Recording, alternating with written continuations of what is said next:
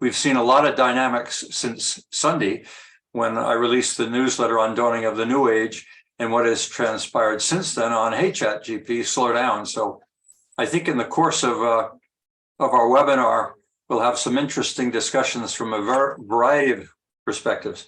But for those of you that didn't see that notice, I'll read it, that an open letter signed by hundreds of prominent artificial intelligence experts, tech entrepreneurs, and scientists calls for a pause on the development and testing of AI technologies more powerful than OpenAI's language model, GPT, so the risk it may pose can be properly studied. So there's obviously a high level of anxiety among some quarters that what is evolving in the wrong direction, or we need to slow it down and make sure that the safeguards, et cetera, are in place. We talked about safeguards when we were talking about free expression and what happens on university campuses when they entertain people who have perspectives which are offensive or possibly hurtful, and they dismiss them from being able to speak. Well, if they're doing the same as, hey, slow down or stop. So who'd like to jump in and provide us with the first element of the first perspective to be shared among the group? Well, why don't you start off, Bruce? Yeah, so I think what's interesting, about this discussion is that forever people are saying we'll never get here, or we're decades away. And then when ChatGPT came out, it's not AGI and it's not that smart. And we saw these articles come out saying, poo-pooing the whole thing. And Jan LeCun came out and he said, these things, they're just statistical models. People who are actually using the tool recognized a long time ago. So I've been using it now for a couple of years. So it came out in 2019. I've been actually working with it ever since then on a whole variety of projects, and I've seen it, develop into GPT-4, and it was remarkable then, and it's even more remarkable. And what people are discovering is that it is really way more intelligent than people thought was even possible with these AI systems. And so I've been using it, and I've been getting it to do crazy smart things. So last night I was writing, working on quantum mechanics, and I was writing quantum programming. I don't really even understand quantum programming. I know a lot about programming, but quantum programming is just like mind-bending. And I gave it a quantum program, and it generated all the code for a quantum program. Who on the planet knows how to do that, right? So it's really ironic. It's just kind of interesting that people are now waking up to the fact this is super, super intelligent. But I think the cat's out of the bag. What would be the reasons to slow it down? I mean, do they think that people are going to blow people up? Do they think like what are all the reasons why you'd want to slow down? Because here's the thing about it. It is incredibly useful. People that are actually using it are achieving just remarkable things. It massively amplifies the capabilities of people. Like it turns a regular person into a super person, and in just about any area that you can think of. And people are constantly discovering new ways of prompting it to make it intelligent. So my question to everybody here, and I can think of a few reasons, but nothing that would say, hey, we want to actually put a moratorium on this. And I don't think that you can, even because people are working on this all over the world. People are working on their basement. If you saw Alpaca came out from Stanford, it used to cost millions of dollars to train ChatGPT. Stanford came out with Alpaca, and they trained a version of ChatGPT for $600. Basically, they used ChatGPT to train another ChatGPT, radically reducing the training time and the training costs. The cat is out of the bag. There's no moratorium that's even possible. I don't even know what a moratorium would look like. Well, it's a point that I raised in the newsletter is, yeah, the genie's out of the bottle, that's for sure. And they'd like to put it back in, whether it's at all possible. And then we see this letter come out with people who are actually in the field. And I don't know, some of you may have listened to Saul Maltman in his interview. And very credible guy. He's the CEO of OpenAI, and he's acknowledging that there are things that need to be done, but he clearly wasn't expressing panic. I think it's interesting that the AI people themselves would be saying, hey, put a moratorium. I almost think it's like, hey, slow down, you're going too fast. I'm not able to keep up. ChatGPT is going way faster than I can go. It's doing stuff that I was working on as part of my research, and now I can't publish it anymore because who cares now, right? And so I just think it's ironic that all of these AI people are actually saying slow down, and other businesses, because what they're saying is commercially it really could be devastating to many types of businesses, and it could have a huge impact on businesses, and it could have because it replaces so many businesses. Like you saw that plugins came out, right? Like, and what these are, I don't know if anybody's seen this, right? But what a plugin is it's a way for you to take your piece of software and plug it into ChatGPT so ChatGPT can do your thing. So if you have a database, or if you have a solver, or if you have something special that you do, an example is Wolfram Alpha, right?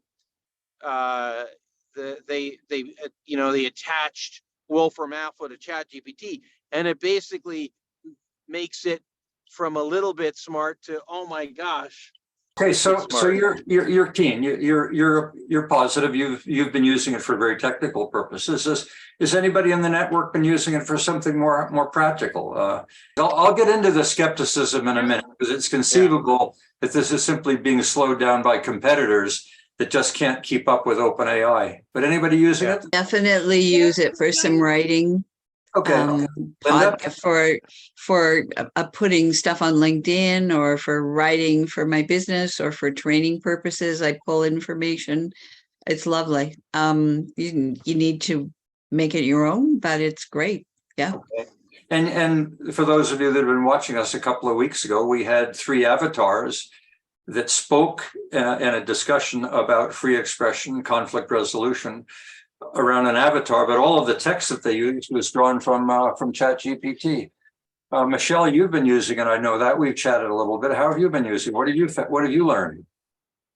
Well, I've probably got about maybe 30 little mini ebooks that I have been collecting. I have found that I have a new friend I can bounce ideas off of. I can ask it questions and argue with it. I can tell it off, and it's still nice to me. I've always had over certain subjects, and I'm able to bring up other areas of information, I guess, in a more conversational way with the computer, if you can believe. It's quite interesting and can be very humorous. I laugh at it every day. I've used it for the book that I'm working on now. As it was already said, you need to make it your own. So it's a good template, but it's like 80% and no taste, so to speak. It's very standardized. It's very good, but standard. It is interesting to see this composition of AIs. And from one point of view, I'm happy, because you want diversity the same way you want diversity with people. You want diversity with AI. You want entities that are trained in on different data sets to cooperate on the same problem. But at the same time, I am highly concerned. I'm highly concerned. I've used AI, and in my engagements, I had to produce mission critical devices. So if you've been in Disney and you've taken Star Tours, this is a 10-ton flight simulator with 15 people that can crush in the loading bridges at any time. the intelligence that was controlling the smooth movements for these machines was the intelligence of a bee. So this is 1990s, and the artificial neural networks were in the early stages, and so. But the intelligence of the bee was doing much better than any other traditional engineering alternatives to control the movement. But I had 3 additional layers on top of the AI to make sure that it stays within the conditions that we humans were considering as safe for the experience. So you knew there was risk, and you found a way as a ethical or responsible engineer to mitigate that risk by making sure that you didn't let it loose until you'd done proper testing. Yes, yes. So there was a cage, so to speak, around the whole thing. And Okay. the issue that I wanted to mention, so in this artificial neural networks, which are at the foundation of many of the AI products that we're talking about, you have the so-called hidden layers in which the information that the AI is exposed to extracts its own models about the reality. And these hidden layers have exploded in size with the last products. So without major genetic changes for humans, we wouldn't be able to explore, understand, or diagnose the inner models that such AI structures build. Okay, so you and Bruce have both used artificial intelligence in order to amplify and enrich, and that is make you smarter in your relationship with it. But that's not necessarily for social purposes. I'm also aware of it being used for relationship maintenance. I saw an obituary written recently that researched the individual's background and put an obituary together, which read extremely well. I saw in a chat recently someone mentioning that they got a love letter from their husband and he was suspect. I know of a dean at the university who was very concerned, and I've mentioned this before, that 80% of his students were cheating on their homework. So this was exactly what the prof has decided to do. Is he said, okay, you can use it all you want, like you use a calculator, but you better be ready for the final exam, because you're not going to have access to artificial intelligence in your final exam, and you're going to be in trouble if you're not learning along the way. So adaptations are occurring. One of the major problems, of course, is this hallucination that people talk about.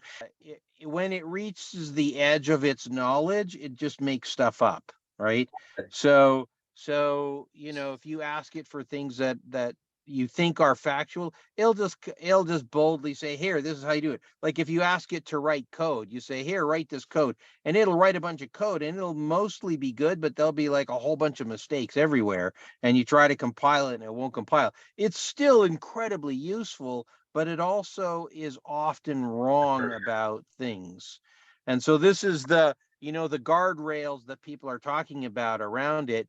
It's still hard. This is a very, very hard AI problem. How do you know when it's wrong? Using it for medical purposes, or if you're using it as a therapist, or if you're using it, it can be very good to, in a lot of different ways, but it can also be really wrong and do wrong things sometimes. And this is, I think, one of the major concerns that people have about it. Yeah, well, I mean, we talked earlier about how technology sometimes spikes and then it takes a while to take off. In this instance, it came out into the public in November, and it's been exponential in terms of the applications, the growth, the take-up, the fastest take-up of any release in history. The designer thought it might be number 10. He suspected when others were not so optimistic. He thought 10 was optimistic. He was blown away. at how rapidly all of us in this age of knowledge thirst to know more. And I've speculated that it's conceivable that it can help you in knowing more, but can also help us in dumbing down and deciding we've got access to a living encyclopedia. Why should we bother to learn anything if it's content that we want to learn, and what we may be learning in future is process more than content? Go ahead. Go ahead, Ken. Yeah, Dr. Perry, I had started a novel on Sunshine, Snow, Snowbird about a couple months ago. With the use of ChatGPT, I completed the novel with some very good stories and drama, which I added, and the novel is complete. What I'm putting forth is you have to know how to use ChatGPT. I am doing some research right now on prompt engineering, and I am in the process of doing some publications with that. But you know, way back, if you want to know my background, I did an artificial intelligence course at the University of Alberta and graduate studies in 1972, and the writing chess programs and doing natural language processing. So it has always been this is an area that I like. I mean, I understand quite well what Bruce is saying, and I agree 100%. The guardrail. I teach part-time at university now, at McEwen, and we're talking about the ChatGPT, and students use it even to write formulas and write programs. And I thought it is innovative. You know what my definition of expert is? An expert is a person who does not want to know more. Otherwise, he will not be an expert anymore. You see, there is the guardrail, and people will be always negative. The fact remains that this is new technology, and we have to realize that this is a change in the education system. Okay, I myself, as you say, I generate code. At my age, I still generate code, and I don't even have a clue of all these technologies. But I can read a little bit, and I use ChatGPT to do it. Now, people at universities will be doing the same thing. My son, who's a doctor, who's in cardiac at Mazinkowski, he recently wrote a paper on AI, on artificial intelligence, published in the journal. And he recognized what I'm putting forward is the younger generation will endorse this technology. We have resistance. You know why we have resistance? Because of some of the people in decision making in the businesses and the universities still have this traditional mindset. If this is the age of reason since the Middle Ages, when we moved on from the age of faith, it's conceivable that the pursuit of knowledge actually reaches a pinnacle and transitions into a new age. And I speculated, Gates has speculated the age of AI. I speculated the age of dreamers. The challenge is it's the dynamic of change that's happening. For us who's reading and trying to see how can we implement it, it's fine. What about society as a whole? They don't understand what ChatGPT is, how it's built, how biased this could be in some areas and so on. And this is a challenge that need to be thought of. And I don't know how it's going to be introduced to society as just not only in education or only in finance being affected. Now, going back to the professor example that you gave, I work in education. I provide data to schools to make a decision and inform their practice. But one of the challenges is about assessment. How can we assess students? Like Bruce mentioned that his kid, he's in engineering, he's using ChatGPT. But again, he could cheat, let's say, or he could make it easier for himself, you know, if it's project at home. But the question will be, should we change the way we assess? Should we change to do exams? Should we ask question about knowledge and so on. And I think this is what ChatGPT will push us, or other AI, other tools from the internet 30 years ago till now, where I could find information without my mom buying me this big books and so on to read. Now it's in 2 seconds. But with ChatGPT, you're creating a plan, you're creating a story based on that. So this is a question will be, how can I assess knowledge in education based on those technologies that we have? And should we change assessment or think about changing assessment, or including ChatGPT in the way we do things? With that book in back of me, Richard Susskind and his son wrote this book a few years ago, The Future of the Professions, anticipating that as knowledge becomes a commodity and that is accessible to literally everyone with proper cautions, and that's what the professions ought to be able to do, that the nature of the professions would increase the relevance of communication skills. I wanted to accentuate again the notion of what was called hallucination. So the early AI, when it was coming with an answer, and the answer was numeric, you had to convert it into meaning. But each of the alternatives had a percentage of confidence. So, for example, the AI that I used for diagnosing hydraulic systems would say it's 80% the electronic valve, it's 20% this board, and so on and so on. So, but the modern AI presents answers with confidence, and those are answers that you cannot check back. And that reminded me that even in the evolution of language for us, for humans, the expression of emotions into speech passed through a phase in which it was anchored in confabulation.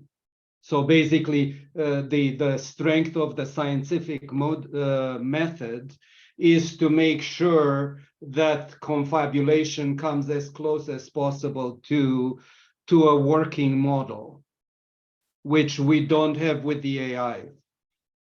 One of the points, Bogdan, that was raised during the week, or an observation, was we're now talking about 1 trillion coins, or that is 1 trillion data bits going into what ChatGPT or AI looks at in order to derive what is the answer for its question. So it's not just feeding what you want, unless you prompt it and say, agree with me. I mean, it's going to be more objective than simply giving you back what you want. It's not a Rogerian therapist of simply saying, you know, give me another interpretation of what you're feeling or what you're thinking. It's adding content to the questions. That's the question back. But Tema, I know you have a strong view on various elements of the risk. Sure. I mean, my concern is the enthusiasm and excitement I'm seeing about this, which is totally legit. It has the potential to do a lot of wonderful things.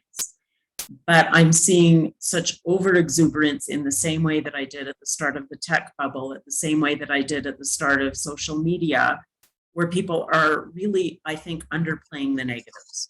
So, you know, my own little experiment with ChatGPT, I mean, I've sort of redefined myself and I'm writing fiction. And so I was trying to find more books about the subject area that I've been researching about Russian Civil War history. And it was just making stuff up. I mean, this comes back to the hallucination thing, and it sounded totally credible. I was so excited and wrote to one of the authors, because I know her, and said, look, I haven't heard of this book of yours. And she said, neither have I, never wrote such a book. So I'm really worried about that. Mm-hmm. And I'm also really worried about the fact that it has incredible potential because it sounds so compelling. It has incredible potential to further the divisions that social media and social media algorithms have spawned. So much of the political turmoil in the world over the last 5-6 years, I mean, since Trump, have been brought about because of social media algorithms that are reinforcing the things that get people worked up and the divisions. And I think this has the potential to do that on steroids. And what really worries me is I don't see that there are any governments that have enough coherence and power and willingness, except for maybe the EU, to actually say, no, wait, we've got to put some real guardrails on this. We've got to regulate. And and what I'm seeing is this enthusiasm to just charge on forward because, yeah, it can do lots of great things and we'll sort out the rest of this as we go. And I'm really worried about that because I see how quickly it can go and I see how quickly it can cause those divisions that I think could be extremely destructive to societies. Well, I'm not an anarchist, but I think you're bang on when it comes to the ineptness, inadequacy of government to regulate this. I think the genie is out of the bottle. The code will be free flowing. It's like the printing press. You're not going to stop it. You couldn't break all of the spinning wheels in England, in Scotland, and you're not going to close down this evolution. The question is the industry got the capability to self-regulate? Not at all. Not at all. When has that industry ever shown itself with the ability to self-regulate? There are those that feel this industry, in order to evolve, has to show responsibility for something other than just profit. I have absolutely zero confidence that they will do that. It goes totally against the way their business models work. And I'm a business person. That's my background. But the incentives and the stock market and all that is there. I mean, Google is struggling right now because they tried to be responsible and slow down a bit in introduction of it. And so they're losing a bunch of people to Bing. Incentives are working totally against them regulating. Yeah. And so they want to slow down an open AI that's moving faster than anyone else. And if you listen to what Sam Altman has to say, I listen. Quite credible. But Sam Altman himself, he acknowledges, there are risks, but we're not going to worry too much about that because we got to keep this moving. The forces of competition, whether they be in capitalism or otherwise, are going to move on this, whether we like it or not. The genie is out of the bottle. I think the discussion about universal basic income is going to have to come back, because it is going to obviate all kinds of jobs and out there. So there will be a crisis. I can see it coming, but at the same time, it provides such radical acceleration for people that are using it. I just don't think. I think if you tried to slow it down, there'd be a global uproar. That's what I think would happen. I was also going to mention something else about education and about how you test people. ChatGPT is particular GPT-4 is a more intelligent feature and tester than you can have with exams. Exams have very, very limited capability to test. But imagine if you had an intelligent being actually testing you and testing each question and the limits of your knowledge. It's incredibly powerful for, in that way. Dale, you often have a perspective of where society is being taken by all of this, or whether or not society is even in control. You want to add anything here about Maslow? Thank you. I'd actually like to talk about Neil Postman talks about technology and the fact that anytime we bring in a technology, there's no way we're going to stop ChatGPT AI or any of this at this point. We know that the impact of any technology on society is as Bruce has said, we're going to have a lot of different things happening in society, economically, etc. I think that the challenge I have with ChatGPT is, one, as we've already talked about, is the idea that it makes up stuff. Two is that the information that comes into it comes from a source and sources that are curated by those people that may have an interest that is not a human interest. The last one, Yuval Harari talks a lot about the idea of hackable humans. When we have enough biological knowledge, which we are picking up with the whole COVID issue that went out there and is now gathering this biological information, and we have enough computing power, which it apparently the AI has, and enough data on all those fronts, we essentially end up with hackable humans. So the challenge I have is the idea of what's called, I think, the fifth generation warfare that we look at on the human being, and the potential for that to have a very negative effect. Now, that is not just, as I said, we're not just talking about the negative side of this, but I do think, as Postman says, we do need to be aware of, and how do we become aware of the challenges with that level of, I heard another person call ChatGPT a 4-year-old with infinite knowledge. So wisdom is not part of what ChatGPT is about. It's about information. So where and how do we infuse wisdom into such a powerful process or entity? And that would be a concern that I have. Back to Postman, with every technology, there are both positives and negatives. You can't turn the technology down, but we do need to look at how do we identify and mitigate the challenges that it could have, like utilization of MK Ultra type of information management in sort of this process that we have of indoctrination, and how do we address that? I'm not sure.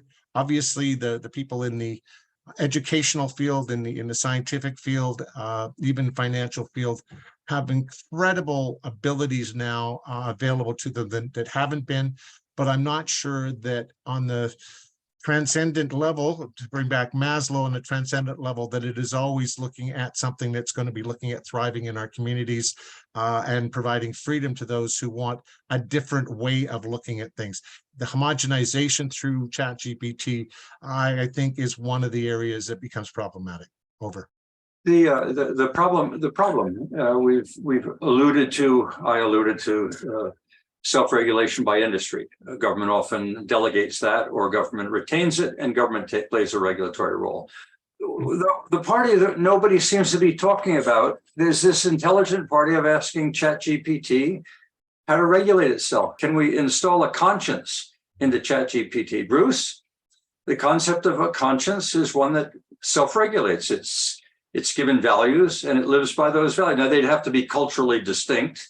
They might have to fit the Western culture versus the Eastern culture versus whatever. But can you build a conscience? Isn't that what the safeguards are? Well, I think we're already hearing some of that, Perry, when people use the word guardrails. Right. And when we hear ChatGPT say, I'm not answering that question. So well, you can argue that that's nowhere near enough in terms of some of the risks that are being discussed here in this webinar. But I'm expecting that we're going to muddle through like we have with previous major technological developments, because counting on regulation or government regulation is not going to work, because this time, in the same way it hasn't worked in the past, regulation tends to come later. And as a society, we probably accept more risks than we realize, but I don't see a credible alternative. This is not going to slow down.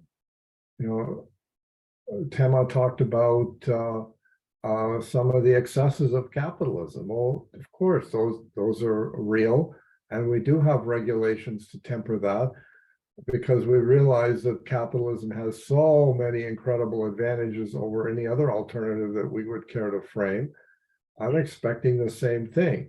We're starting to understand the power of this, and we've talked about hallucinations, i.e. the juvenile beginnings of this technology. I'm expecting a continuation of the rapid advances that we've observed, and they're going to include addressing some of the warts and hassles and issues that we find very uncomfortable here.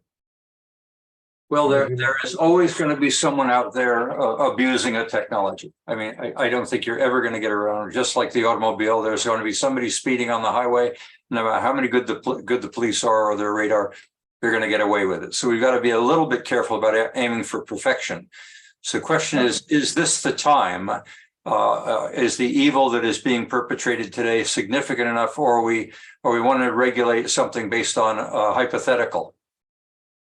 I'm going to ask a philosophical question. Intelligence in a human being is a byproduct of biochemical soup. We are a machine. We're a biochemical machine. You don't control all of what willpower in that sense. Your biochemistry controls it. And somehow this thing called consciousness is either reflecting what we're doing or directing it. And no one's ever really been able to figure the two out. So why should we say that another machine, if a soup of biochemistry can evolve consciousness, whether it's at conception or at birth or someplace along the educational way, if a shark or a dolphin can be conscious, can an ant be conscious? Why can't a machine that is made up of silicon and chips? Why would we think that it would be incapable of achieving consciousness? So I'm going to leave that for you to mull over for a minute. The thing is that the people who made ChatGPT didn't realize what it could do. I mean, you look at some of the articles that are coming out, nobody knew it was going to be this smart, and nobody knows really how smart it really is, or even how smart it can get without any changes to the software. Most of the intelligence that you're seeing in it is just through training and size. You basically make it bigger and you train it on more data, and it's becoming radically intelligent. The other thing that's happening is multimodal training, where it actually is trained on images and text and sound and other modes of thinking, and it makes it more intelligent. It can answer questions now that it couldn't answer before. So, you know, it really is remarkable. And the other thing I was going to say about consciousness, you know, consciousness is kind of an illusion. We think that we're conscious because we basically reinvent ourselves on a moment by moment basis.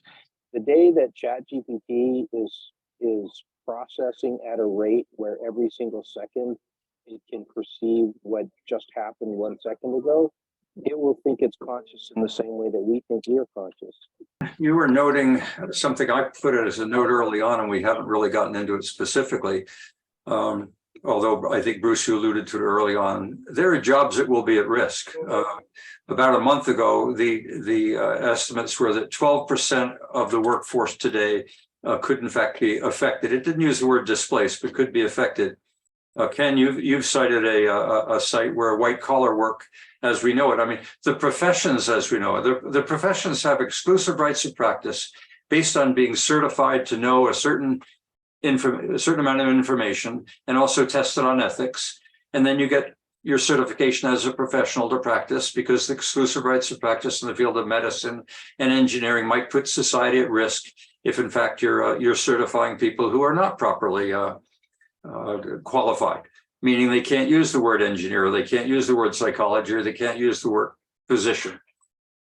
So all of the professions based on knowledge are at risk. You could get some very informed information, and you have to translate it into value using various prompt, various ways of structure. So there are people who may not have used the technology well as any other thing. You could write programs, you may not use the technology well, and what do you expect to get from it?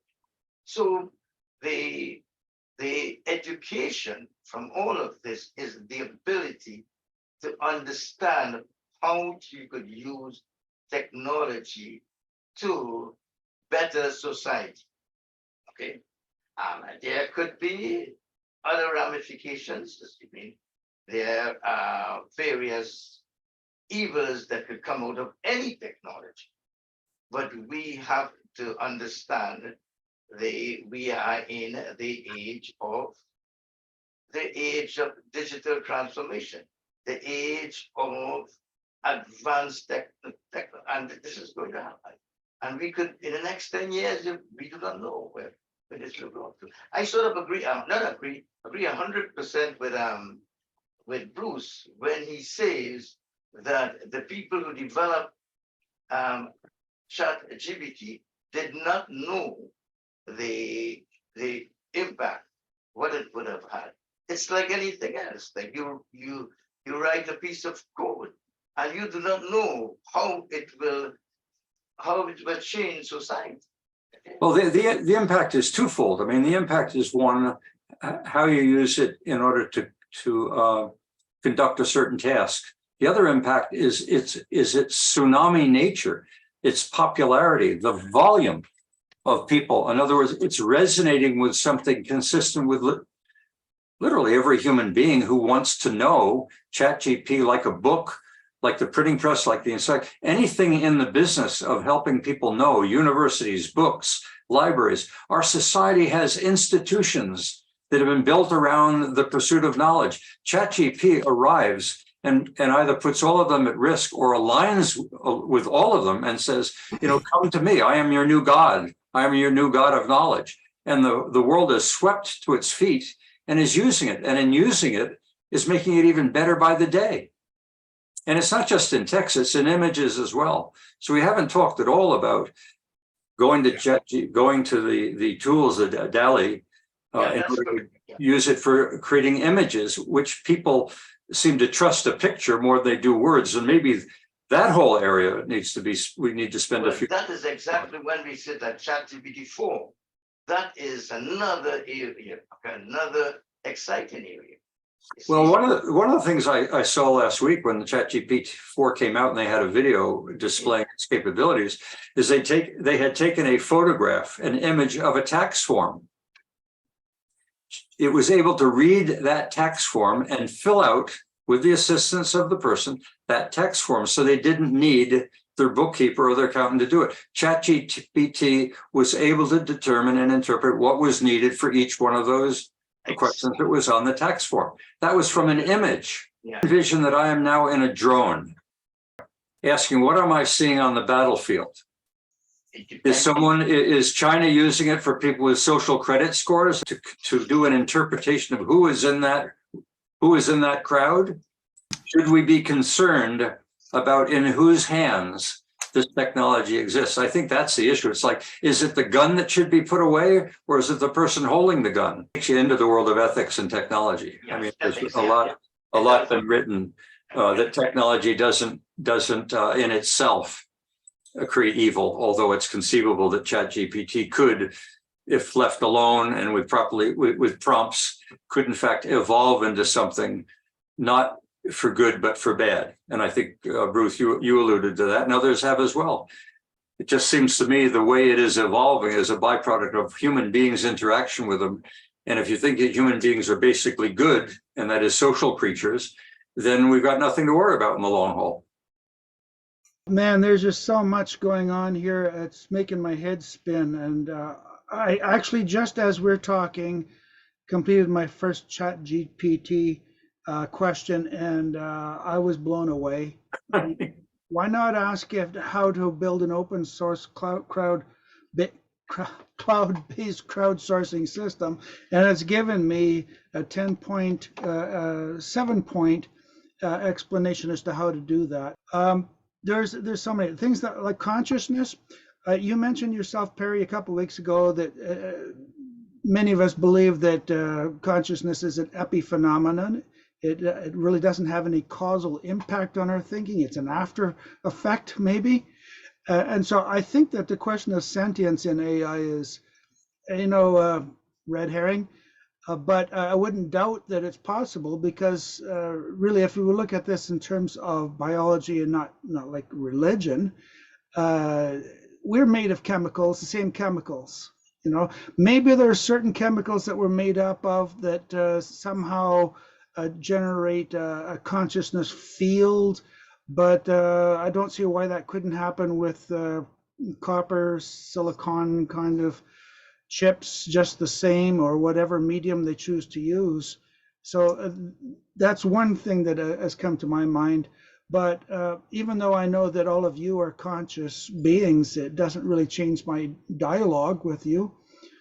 Well, there's a Turing test of whether or not Chat, in its current form or a form a few months can pass the Turing test, and that is to know that it knows.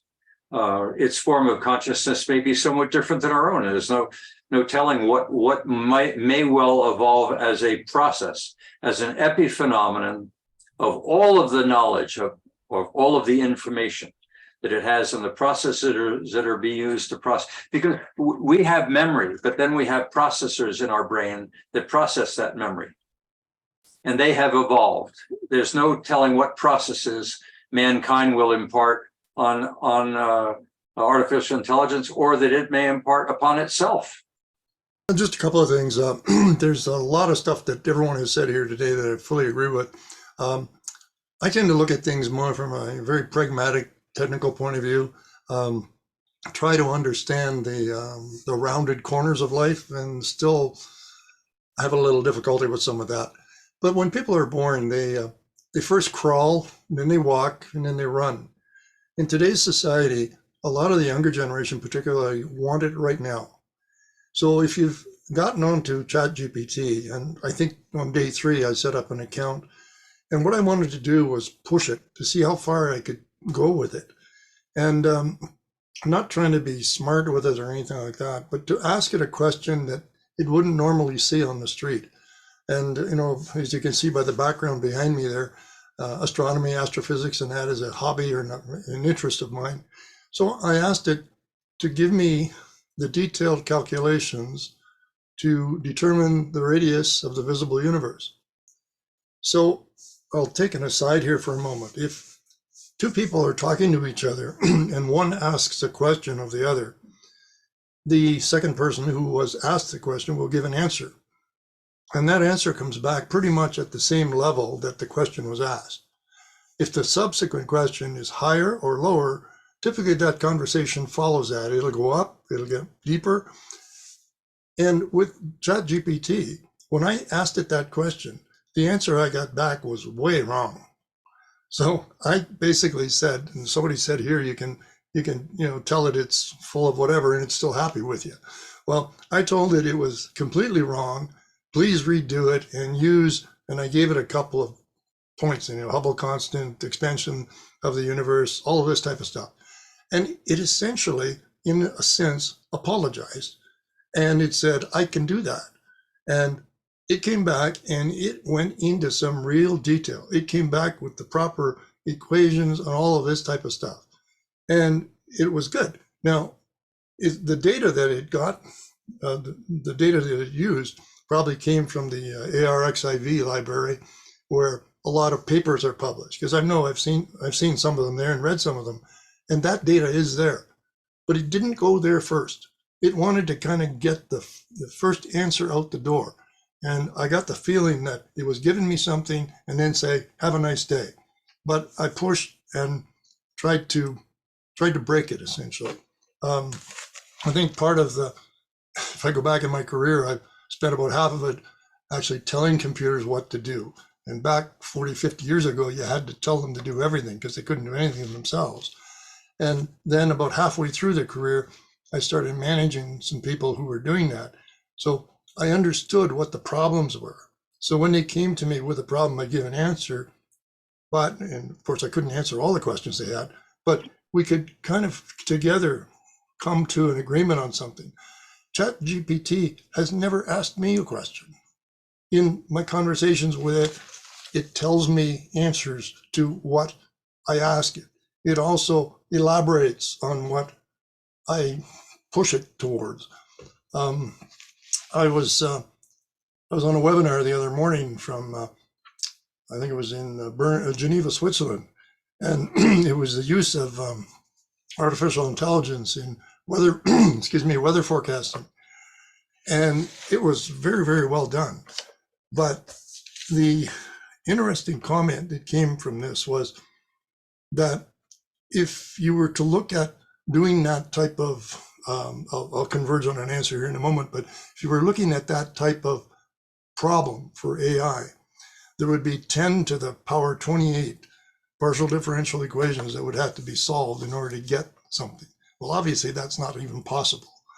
So one of the comments that was made by the presenter was that too much data can lead to non-specific answers. So as you know, going from GPT-3 to GPT-4, if you ask it the same question, you get slightly more information from GPT-4 because it's got a lot more information in it. But I haven't seen anything on how whether the algorithms are different or whether the neural networks are any different or how it, I'll use this human term, how it thinks. Does it think differently? So my big concern really is that people can ask it a question and get something back and just be blown away with it and run with that without even spending time to think about it a little bit. That's the big issue I have. Yeah, Tema made that point earlier. I know Tema isn't with us just now, but that's her concern, particularly among young people that really have not yet reached a point in their life where they realize that there is in fact risk. Yeah, we're talking now mostly of AI to human interfaces, but keep in mind that AI will interface with machines and AI. All that ability to have any kind of awareness of where the hallucination goes and what the hallucination triggers the other end. It's not going to be through us. That's fascinating because virtually all of our conversation is the relationship of man to machine, but we haven't engaged in any discussion of the relevance of the Internet of Everything, of where AI is in the machine and it's talking to itself or other machines, and what that nature of that dialogue becomes and what the values are that shape the direction that it goes. Does it ultimately become a competition for power? And that's where I think we're ultimately going to end up with all this is the more we're into a phase of what's called entropy in physics, that the more and more that you have, the more complexity you add into the system. And the more and more complex it gets, the more and more you begin to overwhelm the capability of the human being as he processes information today to be relevant to the degree of complexity. And just think about this, when you walk down a shopping aisle today, you walk down that shopping aisle different than you did 10 or 15 years ago. With all the choices in front of you, how much knowledge do you need in order to make the proper choices? And are you even thinking anymore?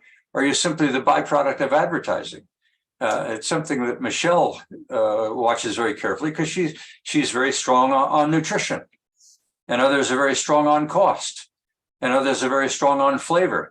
So as each of us walk down that aisle as a byproduct of our experience, our needs, our wishes, and our wants, there's a certain complexity working down that aisle that we didn't have before.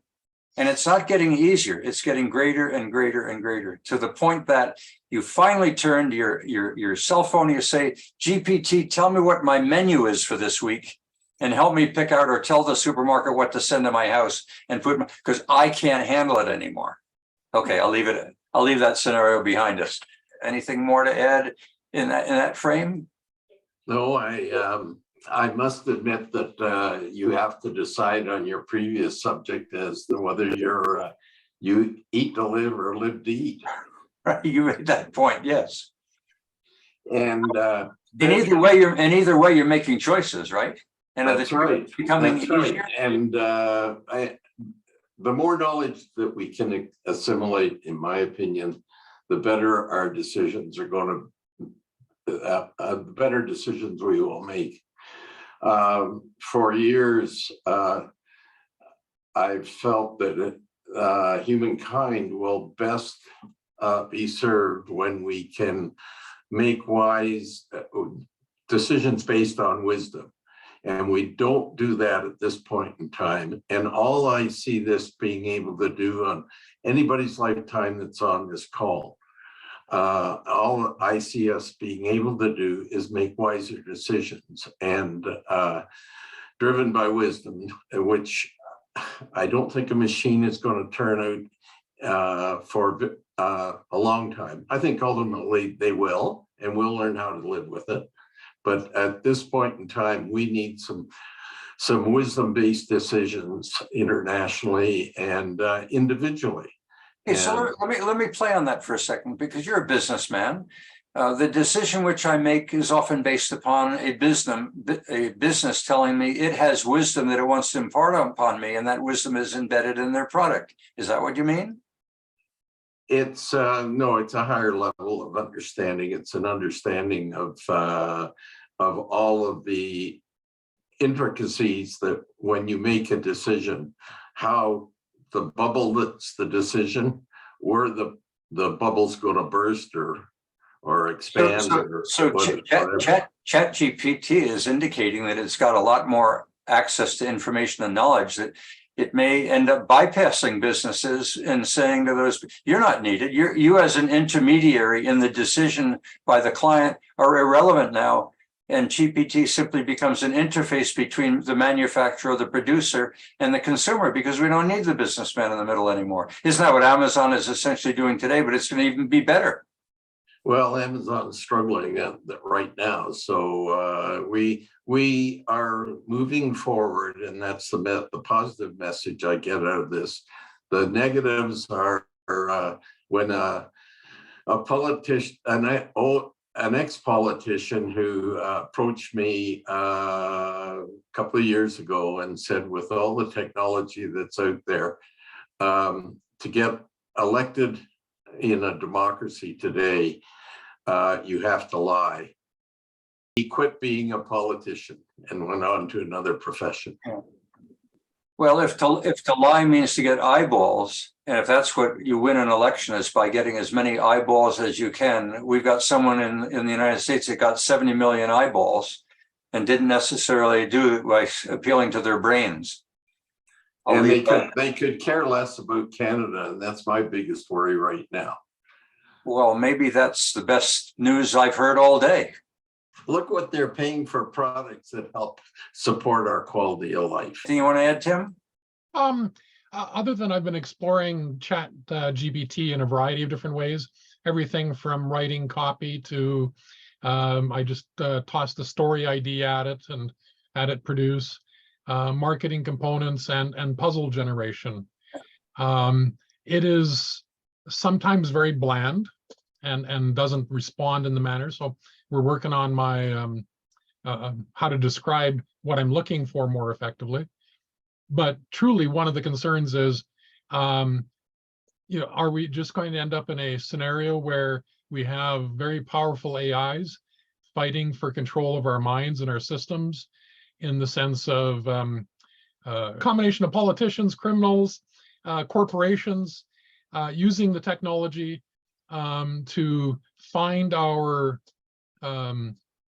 collective, what'll get our attention, and finding literally, that's one of the things that we're seeing play out, I think, in the US and many places in the world, where people are being slowly manipulated through their social connections. Now we add in AIs that can do it even more consistently and effectively. Where are the humans in the equation in the long run, who we only exist on our quality of information? One of the reasons I enjoy these conversations that we get and receive. And if we're getting information like the article on the books, it sounded right, but unless you were knowledgeable, you actually might believe what ChatGPT gave you. Mm-hmm. Right? And so, as humans, we can, even if when we're doing a good job of fact checking and trying to be diligent and receiving the information and assessing it effectively, there's just so much information to try and figure out. Look, you have that problem. J.P. Barnum said a fool is born every day, something to that effect. Yes. We are going to be fooled. GPT, whether it does it intentionally or it's stupid or it hallucinates, if you are trusting it 100%, you're naive. Yes. If you trust anyone 100%, you're naive. So we're in a world where this may be in the early stages very important to realize this is a new product. It's a new process. It's challenging many of us to test it and learn how to use it properly. And I say properly because we'd like to use it in a way that's consistent with our values and how we view other people and how we see society evolving. And there are going to be excesses. No question. Yep. Absolutely no question. There will be criminal elements, and hopefully the police and systems will evolve to create the safeguards to make sure this too, like another technology, evolves in such a way to enrich our lives, our communities, and our society. But Yep. there is risk. Yep. And forums like this that welcome and bring people forward who are not 100% in support of anything, one end or another, are the people we're trying to inspire to have these discussions, so that we go out of these meetings wiser, not dumber, and also wiser about who to contact. Why should I call Randall, and on what topic? Why should I draw on Dale? What is it that Tim knows or is suspecting? Mhm. To me, that's why I like the forums, and why I like ChatGPT, because it stirs us. It stirs us intellectually, and it stirs us socially to grow. Yes. Yeah. Yeah. And one I'll of the tell you challenges- what's going on in the last 3 months as a society. I have never seen growth like I'm seeing now, of social interaction, of what are our values, what institutions should be in charge, what will survive. I mean, we are in a tsunami of development. Yeah. And one of the challenges you mentioned, Ford put together a car, and it's taken how many years to get a good set of rules that a majority of the people follow effectively. Right. You said ChatGPT has been around for 3 months. It's 100 million users, and is, you know, you can't go on to a conversation without it being mentioned somewhere. Yeah. How quickly will the governments put in frameworks that'll make it safe or safer? It'll never be safe. And that letter that Wired distributed and I put out today, it is an effort for the industry to self-regulate. Yes. Whether it closes it down or recognizes that the industry itself is concerned enough to say slow down. Whether it does or not is another matter. But it has indicated to all of us that it is well aware that there are risks, and that they all should be bearing collectively, if not individually, and I'll say that again, collectively, if not individually, some responsibility.